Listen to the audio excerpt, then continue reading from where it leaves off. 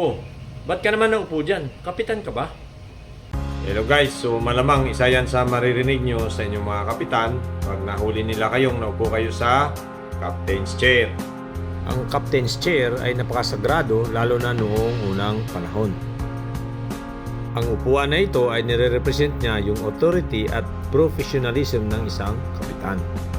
At bilang kapitan ay kailangan punong-puno ka ng experience, competence, tsaka expertise. Napakaraming training, pag-aaral, pagsubok na daranasin mo bago mo marating ang pwesto na ito. Ang typical na sequence ay magdadaan ka muna ng kadete, OS, AB, third mate, second mate, at saka chief mate. Bawat syempre level na dadaanan mo ay iba-ibang knowledge, experience na makukuha mo dyan na kakailanganin mo para maging isa kang maayos at effective na kapitan balang araw.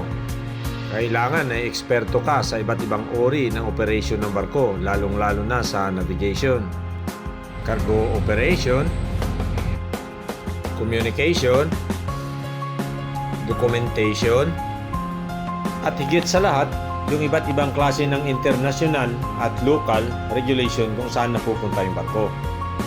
Yung last at pinaka-importante sa lahat at syempre dapat makuha mo yung tiwala ng may-ari ng barko na kaya mong pangalagaan at protektahan ng mga tao ang kanyang barko at syempre yung interest ng may-ari na kung saan siyang nagtiwala sa iyo. Kuryente na!